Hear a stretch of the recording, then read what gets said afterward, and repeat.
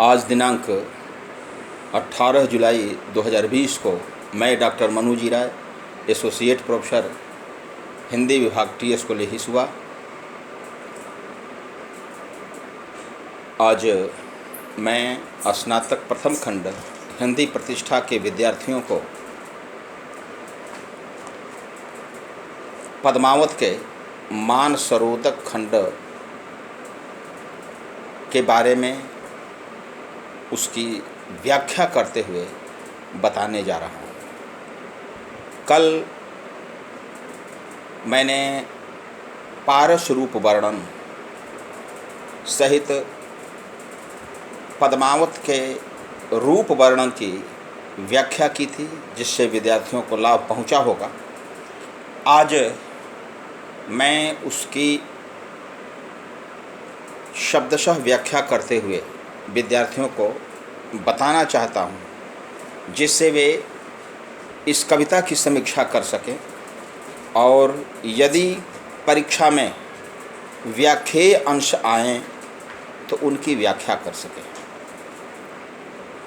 चूँकि सब प्रसंग व्याख्या के लिए शब्दशः ज्ञान, उसका अर्थ अपेक्षित होता है। यह अवधी भाषा में रचित है, इसलिए हमारे विद्यार्थियों के लिए इसका शब्दशः अर्थ का ज्ञान होना अपेक्षित है। इसमें आया है, एक दिवस पुण्यो तिथि आई, मान सरोदक चली नहाई। पद्मावती अपनी सखियों के साथ जो पुण्य तिथि थी, उस पुण्य तिथि को स्नान करने के लिए चली, जिसके चलते भविष्य में उनका जीवन मंगलमय हो सके। पद्मावती सब सखी बुलाई, जनु फुलवारी सबे चली आई। पद्मावती अपनी सखियों को बुलाती है और उनको ले करके मानसरोवर में स्नान करने के लिए चल देती है। ऐसा लग रहा है कि फुलवारी ही आ गई है, यानी पद्मावती की सखियां सभी रंग बिरंगे फूल हैं और ऐसा लगता है कि पद्मावती के साथ पूरी फुलवारी ही मानसरोवर स्नान करने के लिए चल पड़ी है। कोई चंपा कोई कुंद सहेली, कोई चंपा के समान है, कोई कुई के समान है, कुई का रंग उजला होता है। कोई सुकेत करना रस बेली, कोई सुकेत के समान है, कोई कर्ण रंग वाली है, कोई रस से युक्त वल्लिका है, बेली है।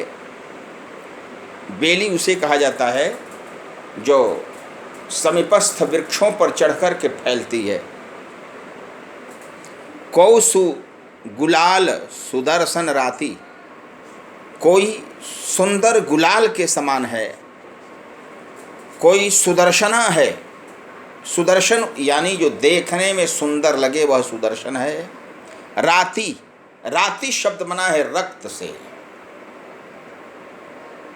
रक्त का अर्थ होता है लाल, तो राती का अर्थ होगा लाल। राती का अर्थ यहाँ पर रात नहीं है। जैसे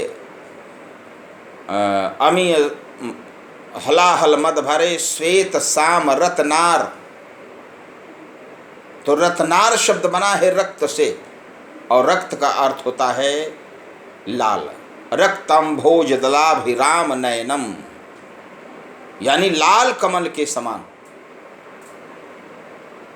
रक्तम भोज दलाभिराम नयनम, राम के नेत्र कैसे हैं तो लाल कमल के समान। तो यहाँ पर राती का अर्थ होगा लाल। कोई एकदम लाल वर्ण की है। कौसो बकावरी बकुचन भांति, कोई बकावरी बकुच भी पुष्प होता है उसके समान है। ये सभी जितने हैं भारतीय पुष्प हैं। कौसु मौल श्री पुहुपावती, कोई मौल श्री के समान है, कोई जाही जूही सेवती, कोई जूही के समान है। कोई सोन जर्द, कोई केसर, कोई सोन जर्द के समान है, कोई केसर के समान है। कोई श्रृंगार हार नागेसर, कोई श्रृंगार के हार में बढ़ने वाला नागेश्वर के समान है। पद्मावत के रचनाकार जायसी की यह खासियत है कि वे वस्तु परिगणन शैली का प्रयोग जरूर करते हैं। तुलसीदास के समान एक दो उपमानों का प्रयोग करके वे संतुष्ट नहीं होते हैं। जब पुष्प रूप सौंदर्य का वर्णन करने लगते हैं तो जितने प्रकार के पुष्प हैं, भारतीय पुष्प, सबका उल्लेख वे कर देते हैं। वही है, कोई सिंगार हार नागेश्वर, कोई कूजा सदवर्ग चमेली, कोई कूजा के समान है, कोई सदवर्ग अच्छे वर्ग की चमेली के समान है, कोई कदम के पुष्प के समान है, सुरस रस बेली, रस से युक्त वल्ली है, चली सबय मालती संग, सभी मालती के समान मालती के साथ चल पड़ी हैं। मालती बनी हुई है पद्मावती। फूली कवल कुमोद, कुमुद पुष्प भी खिला हुआ है, उस रूप में चल पड़ी हैं। वेद ही रहे गण गंधर्व, बास परमदा मोद, गण गंधर्व, गंधर्व गण भी सौंदर्य के दर्शन के लिए पीछे पीछे लगे हुए हैं। बास परमदा मोद, और उन पुष्पों की सुगंध प्रसन्न करने वाली है। और इन्हीं सखियों के साथ पद्मावती मानसरोवर में स्नान करने चली। खेलत मानसरोवर गई, हास विलास करती हुई, खेलती कूदती सभी सखियां मानसरोवर पर जाती हैं।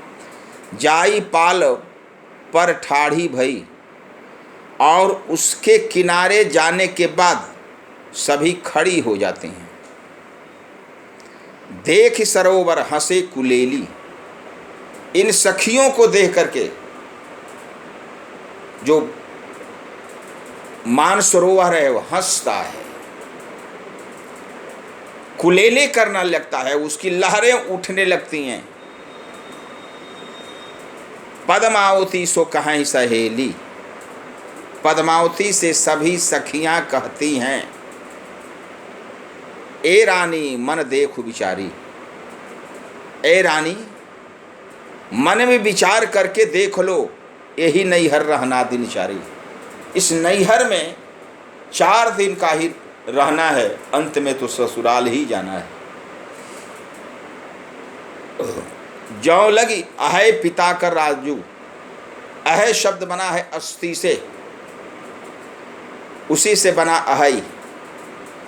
जैसे रामचंद्र जी शूर्पणखा से कहते हैं, अहै कुमार मोर लघु भराता, तो अहै माने अस्थि, स ह हो जाता है तद्भव रूप में, इसलिए अस्थि बना अहै, वही बना है, और वही है भी है, वही है भी है। ये सभी अस्थि के बिगड़े हुए रूप हैं। तो खेलत मान सरोवर गई, जाय पाल पर ठाढ़ी भई, देखी हरस सरोवर हंसै कुलेली, कुलेल करने लगता है। पद्मावती सो कहीं सहेली, ए रानी मन देख विचारी, यही नैहर रहना दिनचारी। इस नैहर में 4 दिन का ही रहना है। जौलग है, जब तक है पिता का राज्य, जौलग है पिता का राजू, खेल ले जो खेलहूँ आजू। तो आज जी भर कर खेल लो, इसलिए कि जब तक पिता के राज्य में है तब तो खेलना संभव है, लेकिन ससुराल का जब राज्य होगा, ससुर और पति का जब राज्य होगा, तब खेलना असंभव होगा। पुनिसासुर हम गवनब काली, कल हम ससुराल जाने जाएंगी, कित हम कित यह सरोवर पाली, कहाँ हम रहेंगी और कहाँ यह सरोवर रहेगा, यानी दोनों अलग अलग हो जाएंगे। इसलिए आज जब तक हैं तब तक इस सरोवर में खेल कूद करके आनंद मना लें। कित आवन पुनि अपने हाथा, कित मिल कै खेलब एक साथा, क्या पुनः आना हो अपने हाथ होगा, यानी आना अपने हाथ नहीं, ससुराल के लोगों के हाथ में होगा। कित मिल कै खेलब एक साथा, क्या हम पुनः एक साथ खेलेंगी। सासु ननद बोलिन जीव लेही, सास और ननद दोनों हमें बोलेंगी, दारुण ससुर न निसरे देही, जो ससुर होंगे वे कठिन होंगे, कराल होंगे और वे हमें निकलने नहीं देंगे। यह लोक जीवन से संबद्ध प्रसंग है। जिस समय पद्मावत रचा जा रहा था उस समय भी यही स्थिति थी कि ससुराल में जाने के बाद महिलाओं पर पाबंदियां लग जाती थी, निकल नहीं पाती थी कहीं बाहर, उन पर नियंत्रण रहता था सास ननद और ससुर का। जब तक नैहर में रहती थी तब तक तो खेल कूद कर लेती थी, लेकिन ससुराल जाने के बाद वे पूर्णतः कैद हो जाती थी। उसी लोक जीवन और लोक संस्कृति का सफल उल्लेख मलिक मोहम्मद जायसी ने किया है। मिला ही रहस्य सब चढ़ा ही हिंडोरी, झूल ले ही सुख बारी भोरी। वे सभी सखियां हिंडोले पर चल रही हैं, झूला झूल रही हैं, झूल ले ही सुख बारी भोरी, यानी कम उम्र की हैं, वो सब सुख की प्राप्ति कर लें, एकदम विभोर होकर खेलें। झूल ले हु नैहर जब ताई, जब तक नैहर है तब तक झूला झूल लीजिए, फिर नहीं झूलन दे ही साई। फिर जो स्वामी होंगे अर्थात पति, वे झूलने नहीं देंगे। इसके पहले सास ननद और ससुर का उल्लेख था, अब पति का भी उल्लेख आया है कि बाद में हमारे स्वामी हमें झूलने नहीं देंगे। पुनि सासुर ले राखहि तहाँ, पुनि सासुर ले राखहि तहाँ, पुनि ससुराल वाले या ससुर वही रखेंगे, नैहर चाह न पाऊब जहाँ। चाह करके भी नैहर हम जा नहीं पाएंगे, उसी स्थान पर रखेंगे, यानी बहुत दूर रखेंगे, नैहर जाने पर पूर्ण नियंत्रण रहेगा। कित यह धूप कहाँ यह छाँ, यहाँ की धूप और छाह दोनों दूर हो जाएंगी। रहब सखी बिनु मंदिर माहा, हे सखी हम लोग बिना घर के ही रहेंगे। मंदिर का अर्थ यहाँ टेम्पल नहीं होगा, मंदिर का अर्थ घर होता है। पहले मंदिर को देव मंदिर कहा जाता था, देव लुप्त हो गया और मंदिर शेष रह गया, तो बाद में सभी देवालयों को मंदिर कहा जाने लगा। जो देव मंदिर था उसका अर्थ संकोच हो गया। पहले सभी घर के लिए प्रयुक्त होता था, देव मंदिर में जो मंदिर शब्द है देवता के लिए देव मंदिर कर दिया गया, यानी देवालय। लेकिन आजकल मंदिर शब्द का प्रयोग सिर्फ देवालय के लिए ही हो रहा है। जैसे रामचरितमानस में आया है, मंदिर मंदिर प्रतिकर शोधा, देखे जहाँ तह अगणित जोधा। हनुमान जी लंका में प्रवेश करते हैं तो हर एक घर पर जाते हैं, वहां मंदिर के माथे पर उस सवार नहीं होते। वहां सूर्य का मंदिर, कृष्ण का मंदिर, राम का मंदिर, शिव का मंदिर नहीं था।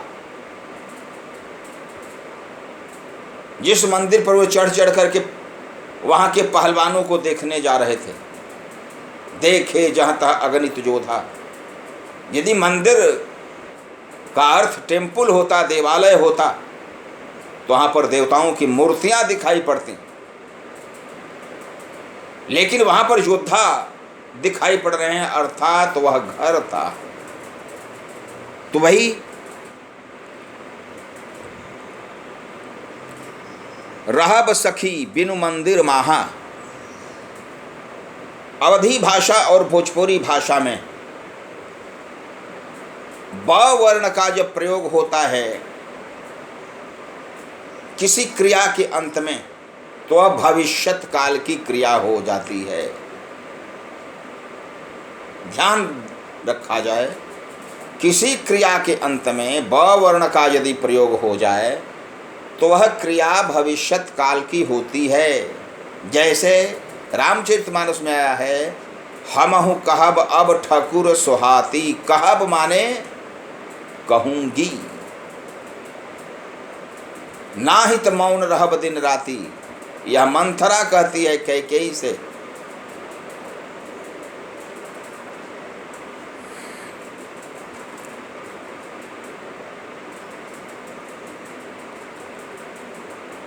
रहब सखी बिनु मंदिर माहा, बिना मंदिर के ही हम लोग रहेंगे, घर के बिना रहेंगे।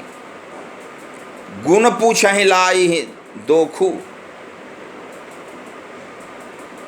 यानी गुण पूछ करके हम पर दोषारोपण होगा। यह ससुराल की आम धारणा है। नई बहू आती है तो उस पर बार बार छिद्रान्वेषण किया जाता है, उसकी कमियां दिखाई जाती हैं, उसी का उल्लेख कर रही है। गुण पूछहि अवलाहि दोखू, कौन उतर पाइब तह मोखू। वहाँ उस समय हम क्या उत्तर पाएंगी, सब तो दोषारोपण ही होंगे। सासु ननद के भौहें सिकोरे, भौहें सिकोड़ लेंगी सास और ननद। रहब संकोच दुआऊ कर जोरे, संकोच बस दोनों हाथ जोड़ करके हमें विवश रहना पड़ेगा। कितयह रहसी, जो आऊब करना, यह रहस्य बना रहेगा। हमें हमारे लिए आने का, यानी हम आ नहीं पाएंगी।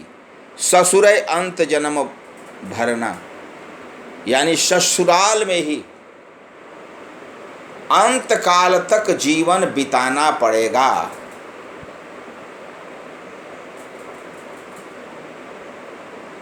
जन्म भरना का अर्थ जीवन बिताना होता है। नैहर जन्म भरब बर जाई, जन्म भरब यानी जीवन बिताना, यह अवधि में प्रयुक्त होता था। नैहर जन्म भरब बर जाई, करब न सवत सपनेहु करब न सवत सेवकाई। यह कैकेयी कहती है कि मैं नैहर में पूरा जीवन बिता लूँगी, लेकिन जियतन करब सवत सेवकाई, जीते जी सौत की सेवा नहीं करूंगी। तो यहाँ भी ससुरई अंत जन्म भरना, ससुराल में अंतिम समय तक जीवन व्यतीत करना पड़ेगा। जन्म भरना यानी जीवन व्यतीत करना, जैसा मैंने पहले बताया। कित नैहर पुनि आउ कित ससुरे यह खेल, कैसे हम नैहर में पुनः आएंगी। जैसे मैंने बताया था कि किसी क्रिया के अंत में ब वर्ण आ जाए तो वह भविष्यत काल की क्रिया होती है। तो कित नैहर पुनि आउब, कैसे हम पुनः नैहर आएंगी। कित ससुरे यह खेल, कैसे यह ससुराल का खेल बना रहेगा। आप कहाँ हो ही परब पंखी जस डेल, आप कहते ही बीत जाएंगे परब पंखी जस डेल, जैसे पर्व में पक्षी के साथ होता है वही स्थिति। सरबर तीर पद्मिनी आई, पद्मावती पद्मिनी थी। हमारे यहाँ शारीरिक बनावट के आधार पर नारियों को 4 कोटियों में रखा गया है, नायिका को 4 कोटियों में रखा गया है। पद्मिनी, हस्तिनी, चित्रिणी और संखिनी। सबसे अच्छी कोटि पद्मिनी जात की कन्याओं की होती है, और पद्मावती तो पद्मिनी जात की थी ही, उसकी सखियां भी पद्मिनी जात की थी। सरवर तीर पद्मिनी आई, खोपा छोर केस मुकुलाई। पद्मावती उस सरोवर के किनारे आती है और अपना जूड़ा, खोपा यानी जूड़ा को खोल करके केस मुकुलाई, बालों को बिखेर देती है। बाल उसके मुकुलित हो जाते हैं, तब बाल फूल नहीं है, बालों को खोल कर जे बिखरा देती है, तो वही मुकुलित शब्द का प्रयोग हुआ है। शशिमुख अंग मलय गिरिबासा, शशिमुख चंद्रमा का मुख, अंग मलय गिरिबासा, उसका मुख कैसा है तो चंद्रमा के समान है। उसके अंग में मलय गिरि चंदन का सुवास है। नागिन झांप लेन चहुपासा, और उस चंद्रमुख को ऐसा लगता है कि नागिन ने चारों तरफ से घेर लिया है। चूंकि उसके बाल काले और घुंघराले थे, टेढ़े मेढ़े थे, तो उन बालों को यहाँ पर नागिन के समान बताया गया है, जो काले रंग की है और जिसने शशि मुख को ग्रास कर लिया है।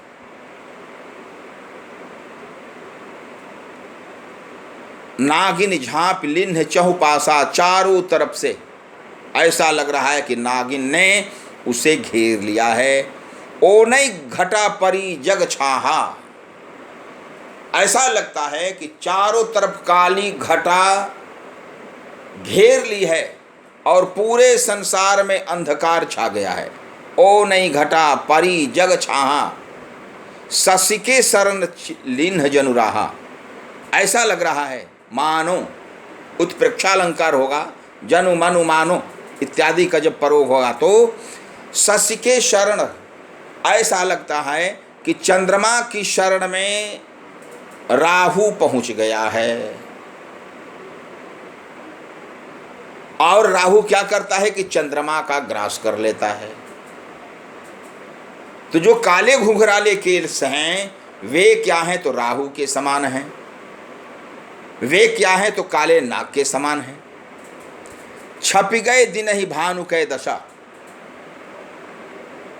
यानी पद्मावती का जो मुख था वो चंद्रमा के समान प्रकाशमान था। फिर बताते हैं कि नहीं, वह सूर्य के समान प्रकाशित था। छप गए दिन भानु के दशा, उन बालों को बिखेरने के चलते सूर्य का प्रकाश भी शमित हो गया। लेनिस नखत चांद पर गासा, बेनी छोरी झार जो पारा, सरग पतार होई अंधियारा। जिस समय बेड़ी को छोड़ करके बाल झाड़ती है, उस समय स्वर्ग से लेकर के पाताल तक अंधकार छा जाता है। यह नक्षिक वर्णन में आया है। उसी का संकेत मानसरोवर खंड में भी है। छप गए दिन ही भानु कै दशा, छिप गए सूर्य और चंद्रमा और तारे, आकाश में उग गए, अंधकार हो गया। भूल चकोर दीठ मुँह लावा, चकोर यह समझ करके कि अब अंधेरा हो गया है, वह आग के अंगार को मुंह में ले लेता है आत्महत्या करने के लिए। मेघ घटा मह चंद दिखावा, काले बादलों की घटा के बीच में चंद्रमा थोड़ा थोड़ा दिखाई पड़ रहा है, ऐसा लग रहा है। दशन दामिनी कोकिल भाखी, उसके दांत कैसे हैं? तो बिजली के समान है। दशन दामिनी कोकिल भाषी, उसकी भाषा कोयल के समान है।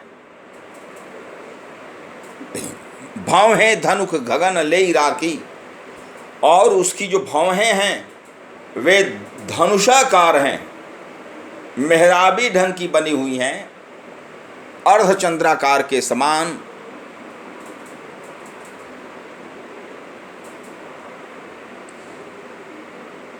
नयन खंजन दुई केली करे ही, उसकी जो दो आंखें हैं खंजन पक्षी के समान है, जो क्रीड़ा कर रहे, हर समय चंचलता से युक्त रहती है, कभी स्थिर नहीं रहती है। खंजन से तुलना की जाती है। खंजन मंजु तिरी छे नैननी, निज पति कहे तिन्ह सिय सैननी। सीता के नेत्रों को भी खंजन पक्षी के नेत्र के समान बताया गया है। खंजन मंजु तिरी छे नैननी, खंजन पक्षी के समान चंचलता से युक्त। तो यहाँ भी नयन खंजन दुई केली करे ही, खंजन पक्षी के समान दोनों नेत्र क्रीड़ा कर रहे हैं। कुछ नारंग मधुकर रस ले ही, उसके दोनों जो स्तन है नारंगी के सदृश, वे इस प्रकार से सुंदर हैं कि उसके ऊपर मधुकर भी लुब्ध हो जाते हैं। यानी कुचाग्र भाग मधुकर के समान कृष्ण कांति वाला है, काला है। सरबर रूप विमोहा, उन स्त्रियों के, उन नारियों के, उन सखियों के रूप को देख करके जो सरोवर था वह विमुग्ध हो गया। हिये हिलोर हिले, वह हृदय से लहरें लेने लगा प्रसन्न होकर के।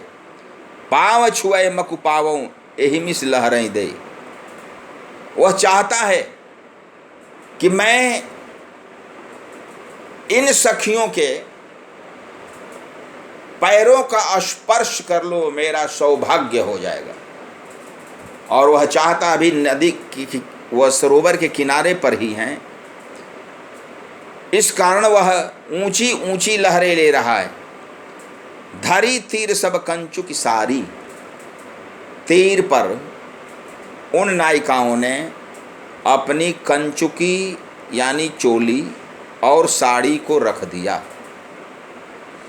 सरबर मह पैठी सब नारी, बारी, बारी यानी कम उम्र की, कम उम्र की जो भी सखियां थी वे सरोवर में प्रवेश कर गई। पाई नीर जानो सब बेली। सरोवर के जल में प्रवेश करने के बाद चूंकि उनका शरीर सरोवर में डूब गया, सिर्फ मुंह ही दिखाई पड़ रहा है, इसे लगता है कि पाई नीर जानो सब बेली। ऐसा लग रहा है कि बेली पुष्प खिले हुए हैं सरोवर में। हुलसही कर रही काम कै केली, काम क्रीड़ा प्रसन्नता पूर्वक कर रही हैं। करिल केस बिसहर बिसहरे। करिल माने काले जो केश हैं विष से युक्त सर्प के समान दिखाई पड़ रहे हैं। लहरें ले कमल मुख धरे। ऐसा लग रहा है कि वे लहरें ले रहे हैं अपने मुंह में कमल को धारण करके। तो उसके जो काले केश हैं वही क्या हैं, तो विषधर सर्प हैं। और कमल क्या है, तो उन नायिकाओं का सुंदर मुख है। तो ऐसा लग रहा है कि करिल केश बिसहर बिसहरे, लहरें ले ही कमल मुख धरे। अब कमल के मुख को धारण करके लहरें ले रहे हैं, फुंकार कर रहे हैं। नवल बसंत समारी करी। उसी समय नवल वसंत का भी आगमन हो जाता है। सोई प्रगट जानहु रस भरी। वह प्रगट हो जाता है और रस से युक्त कर देता है सबको। शीतल मंद सुगंध हवा का प्रसार हो जाता है। चारों तरफ पुष्प की सुगंध होने लगती है। उठी कोप जस दारिव दाखा, भाई अनंत प्रेम कै शाखा। उठी कोपलें उठने लगती हैं, जैसे दाड़िम बीज अनार के दाने के समान। भाई अनंत वे हंसती हैं तो लगता है कि उनके मुंह में अनार के दाने भरे हुए हैं, जो उनके दांत हैं। भाई अनंत प्रेम के शाखा, और प्रेम की जो शाखा है बोलता झुक गई है। सरवर नहीं समाई संसारा, चांद नहाई पैठ ले तारा। सरवर जो है उसमें ऐसा लग रहा है कि संसार समा नहीं रहा है। चांद नहाई पैठ ले तारा। चांद क्या है, तो जो पद्मावती है वह चांद है और उसकी सखियां तारा हैं। तो ऐसा लग रहा है कि चंद्रमा स्नान कर रहा है तारों के साथ उस मानसरोवर में। सुंदर सभी सखियां हैं, लेकिन पद्मावती उन सुंदर स्त्रियों के बीच में सुंदरतम है। छवि गृह बीच महा छवि जैसी, सखिन सद्ध सखिन मध्य सिय सोहति कैसी। छवि गृह बीच महा छवि जैसी, यानी छवियों के बीच में जैसे महाछवि सुंदर लगती है, उसी प्रकार से सीता सुंदर लगती थी। यहाँ पर भी सभी सखियाँ यदि तारा हैं तो चंद्रमा उसमें पद्मावती है। धनिशो नीर शशि तरई उई। धनिशो नीर वह धन्यवाद का पात्र हो गया जल। शशि तरई उई तारे उग गए उसमें। अब कित दीठ कमल और कुई। अब कहाँ कमल और कुई दिखाई पड़ेंगे, इसलिए कि सब उसके सामने मौन है, मंद हैं। चकई बिछुरी पुकारे, कहाँ मिलो हो ना। चकई बिछुड़ गई अपने प्रियतम से, रात हो गई हर जगह। हे नाह हमें कहाँ मिलेंगे, नाह माने नायक। एक चांद निस सरगमह, एक चांद तो रात में ऊपर दिखाई पड़ता है और एक चांद दिन दूसर जलमाह, और दूसरा चांद जल के भीतर दिखाई पड़ रहा। मैंने जैसे कहा कि वहां पर पद्मावती चंद्रमा के समान है और उसकी सखियां नक्षत्रों के समान, तारों के समान है। लागी केली करे मझ नीरा, मझ माने मध्य, मध्य से बना मझ।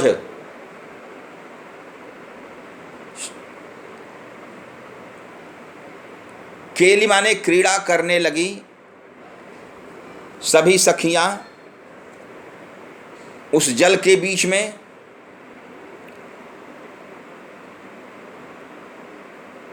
हंस लजाई बैठ वही तीरा, हंस लज्जित हो गया किनारे में आकर के, इसलिए कि हंस गमनी वहाँ पर स्त्रियां हैं और उनके समक्ष उनका कोई अस्तित्व नहीं है। पद्मावती कौतुक कह राखी, पद्मावती ने कौतुक बनाया, तुम ससी हो तराइन साखी। ए चंद्रमा, तुम तारों के साक्षी बन जाओ, बाद में लिखाई खेल पसारा, और हम लोग मिलकर के खेल खेलें। हार दे जो खेलत हारा, जो हार जाएगा वह खेल में हार को सौंप देगा। सांवरही सांवरी गोरही आपन लिन्हि सुजोरी, संवरही सांवरी गोरही गोरी आप लिन्हि सो जोरी। अपने अपने जोड़ी बना ली सखियों ने, सांवली के साथ सांवली, गोरी के साथ गोरी। बूझ खेल खेलहु एक साथा, खेल समझ करके एक साथ खेलो। हार न होई पराए हाथा, हार अपना दूसरे के हाथ में नहीं जाए। आजो खेल बहुर कित हुई, आज खेल लो, फिर बाद में खेलने का मौका मिलेगा कि नहीं। खेल गए कित खेले कोई, खेल बीत जाने के बाद क्या कोई खेलेगा। धनिसो खेल खेल सह पेमा, पेमा शब्द बना है प्रेम से। वह धनी धन्यवाद की पात्रा है जो प्रेम के साथ खेलती है। रउताऊ औ के कुशल खेमा, यानी कुशल क्षेम और कष्ट दोनों संभव होंगे क्या। इसलिए जब तक नैहर में है तब तक खेल खेल लिया जाए। मोहम्मद बाजी प्रेम के ज्यों भावै त्यों खेल। मोहम्मद कवि कह रहे हैं, मलिक मोहम्मद जायसी, कि प्रेम का जो खेल है जैसे अच्छा लगे वैसे खेल ले। तिल फूलहि कै संग जो होय फुलायल तेल। जिस प्रकार से तिल का जो पुष्प है वह फूल करके खिल जाता है, उसी प्रकार से स्त्रियां वहाँ वो जो सुंदरियां हैं दिखाई पड़ रही हैं। सखी एक तय खेल न जाना, उन सखियों के बीच में एक ऐसी सखी है जो खेल नहीं जानती है। भय अचेत मन हार गंवाना, वह ध्यान से भटक गई और उसका हार पानी में चला गया। कमल डार गही भय बेकरारा, कमल की डाल जो सुंदर लग रही थी वह बेकरार हो गई। इंतजारी बेकरारी बेशब्री, यह फारसी में आता है, उसी से शब्द बेकरारा भी आ गया, जबकि यह हिंदी में पहले प्रयुक्त नहीं होता था।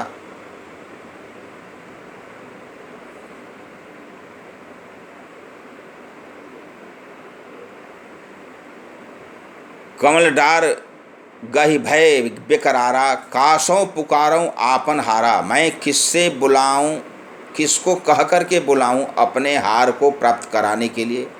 कित खेलई आयूं यही साथा, क्यों हम इन सखियों के साथ आई खेलने के लिए। हार गंवाए चले उलई हाथा, हार को गवा करके खाली हाथ अब घर जाने के लिए हम बाध्य हैं। घर पैठत पूछब यह हारू, सब लोग पूछेंगे घर में घुसते समय इस हार के बारे में, कौन उतर पाऊ पैसारू, कौन सा उत्तर देकर के मैं प्रवेश करूंगी।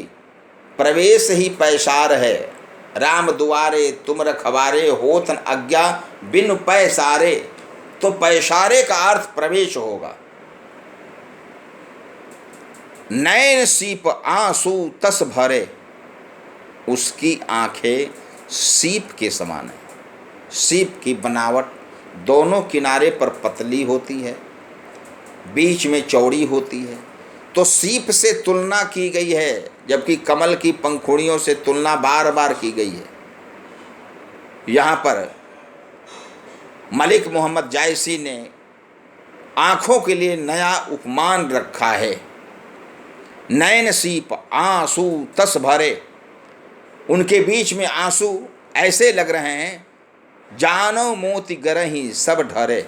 ऐसा लग रहा है कि मोती के दाने ढुलक करके गिर रहे हैं। सीप में ही मोती का जन्म होता है। तो वहाँ पर यह जो वर्णन हुआ है उसमें जानो शब्द आया है, इस कारण उत्प्रेक्षा अलंकार होगा। जानो मानो जनु मनु, मोती गिरही सब ढरे, सखिन कहा बौरी को कीला, कौन पानी जही पौन न मिला। सखी ने कहा कि मैं बावड़ी हो गई, मुझे ध्यान नहीं रहा किस प्रकार से मैं इसे प्राप्त करूं, यह तो हमसे खो गया है। हार गवाई सो ऐसे रोवा, हेर हेराय लय जौ खौवा। वह हार को गवा करके ऐसे रोती है, लग रहा है कि उसने अपनी पूरी संपत्ति ही गंवा दी है, सब कुछ उसका चला गया है। लागी सबय मिल हेरे बूढ़ी बूढ़ी एक साथ, सब लोग सब सखियां उस सरोवर में डूब डूब करके उस हार को खोजने लगी।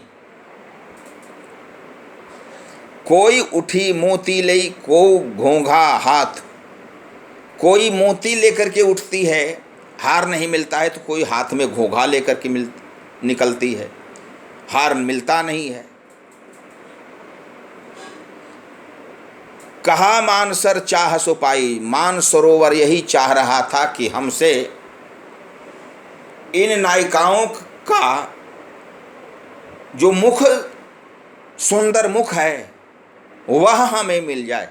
जब उस मुख को उन्होंने डुबा दिया उस जल में, तब वह प्रसन्न हो गई नायिकाएं।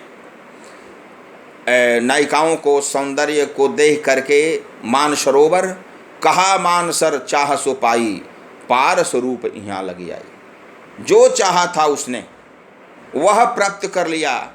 और उन पद्मावती नारियों का जो सौंदर्य है क्या है, तो पार स्वरूप है। पार स्वरूप यानी जहाँ पर स्त्री,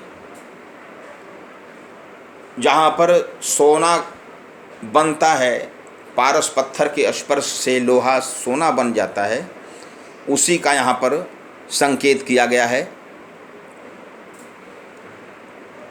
भा निर्मल तिन पायन परशे, उन चरण कमलों के स्पर्श से मान सरोवर पूर्णतः निर्मल हो गया। पावा रूप रूप के दर्शे, यहाँ पर पारस रूप वर्णन आएगा। रूप के दर्शन मात्र से वह अत्यंत और सुंदर हो गया। मलय समीर बास्तन आई, चूँकि मैंने बताया था कि पद्मावती जाति की जो स्त्रियां होती हैं उनके शरीर से कमल की सुगंध आती है, इस कारण उन्हें पद्मावती कहा जाता है। ग्रीष्म ऋतु में उनका शरीर ठंडा और शिशिर ऋतु में उनका शरीर गर्म होता है।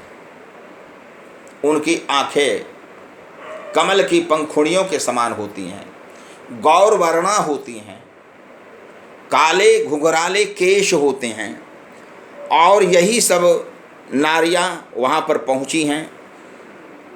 तो मलय समीर बासतन आई, भा शीतल गए तपनी बुझाई। जो वहाँ पर गर्मी पड़ रही थी वह शीतलता हो गई, मलय समीर बहने लगा। न जानो कौन पवन ले आवा, न जाने कौन सा पावन यहाँ पर आया है। पुण्य दशा भय पाप गवाया, पुण्य की दशा आ गई और हमारा पाप चला गया, ऐसा मानसरोवर सोच रहा है। तत्क्षण हारि बेग उतराना, प्रसन्न हो करके वह मानसरोवर उस हार को लेकर के ऊपर आ जाता है। पावा सखिन चंद पिहिसाना, सखियों ने उसे प्राप्त कर लिया और जो मुख मलिन था सखियों का, वह मुख प्रसन्न हो गया। ऐसा लग रहा है कि चंद्रमा हंस रहा है। मुस्कुराना, हंसना और बेहंसना तीनों में अंतर है। पूर्ण रूप से हंसी ही बेहंसना है। बिगसा कुमद देख शख्स रेखा, यानी चंद्रमा को देख करके जो कुमुद है वह पुष्पित हो गया। भयतः ओप जहां जो ही देखा, जहां जिसने देखा वह प्रसन्न हो गया। पावा रूप रूप जस चाहा, जैसा रूप जिसने चाहा वैसा रूप प्राप्त हो गया। ही पारस रूप वर्णन का प्रभाव है। शशिमुख जन दर्पण हो ही रहा, वह जो शशिमुख है नायिका का, नायिकाओं का, वह लगता है कि दर्पण बन गया है, यानी आईना बन गया है। नयन जो देखा कमल भा, जिसने नेत्रों को देखा वह कमल बन गया। निर्मल नीर शरीर, निर्मल नीर से उसका शरीर पवित्र हो गया। हंसत जो देखा हंस भा, जिसने हंसते हुए देखा वह हंस बन गया। दसन ज्योति नगहीर, और उसके दांतों की जो चमक है वह हीरे के समान चमक हो गई। यही इस कविता का अंत है। 8 दोहों में यह कविता संपन्न हुई है। इस कविता के माध्यम से मैंने जैसा कल व्याख्यान में बताया था कि कवि ने पद्मावती और उन सखियों के पारस रूप वर्णन के प्रभाव का उल्लेख किया है। मानसरोवर पवित्र सरोवर माना जाता है, लेकिन उस मानसरोवर में सखियों के साथ पद्मावती के प्रवेश के पश्चात पूर्णतः परिवर्तन आ जाता है। जो मानसरोवर धूप और गर्मी से परेशान था, वहाँ पर शीतल मंद सुगंध से युक्त हवा बहने लगती है। इन सखियों को देख करके कमल खिल जाते हैं।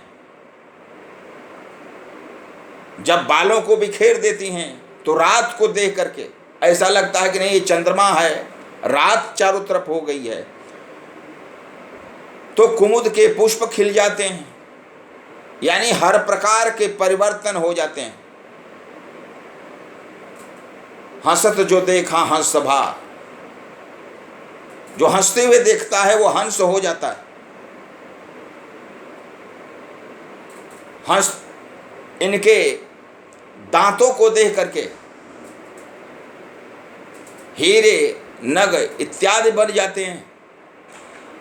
अर्थात इस कविता में यह बताया गया है कि पद्मावती आदि नारियों का जो मुख सौंदर्य है वह प्रकृति पर प्रभावकारी है। प्रकृति में उसके विशिष्ट प्रभाव पड़ते हैं और यह खासियत मलिक मोहम्मद जायसी की है कि वे जब भी वर्णन करते हैं तो नायक या नायिका के रूप का प्रभाव, कार्य का प्रभाव, हर्ष विषाद का प्रभाव वे प्रकृति पर जरूर दिखाते हैं। प्रकृति का साहचर्य जिस प्रकार का पद्मावत में आया है वैसा साहचर्य और जगह नहीं मिलता। इसलिए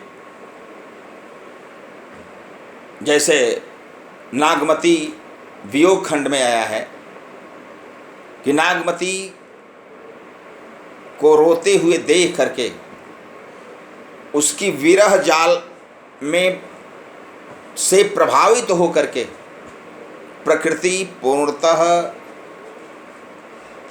प्रभावित हुई है और जितने भी वृक्ष हैं वे सूख गए हैं, जल गए हैं, पत्ते झड़ गए हैं, पंछी पक्ष विहीन हो गए हैं।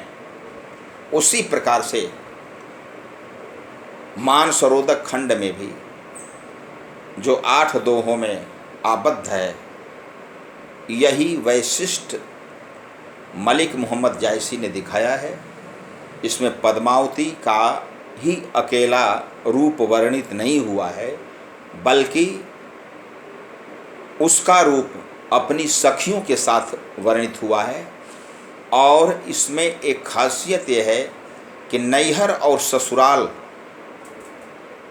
में स्त्रियों की क्या परिस्थिति होती है, क्या अंतर होता है, उसका भी इसमें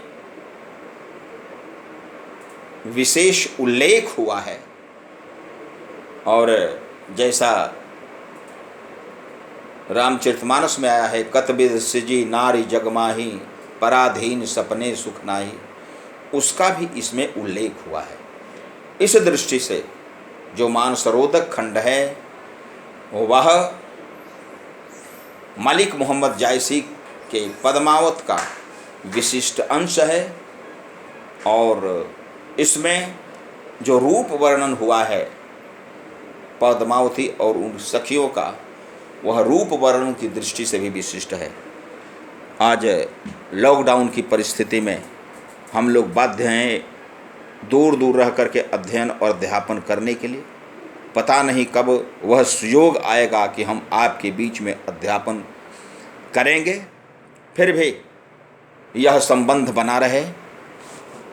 आप हमारे इस व्याख्यान का लाभ उठाएं, यही हमारा आपसे आग्रह है। धन्यवाद।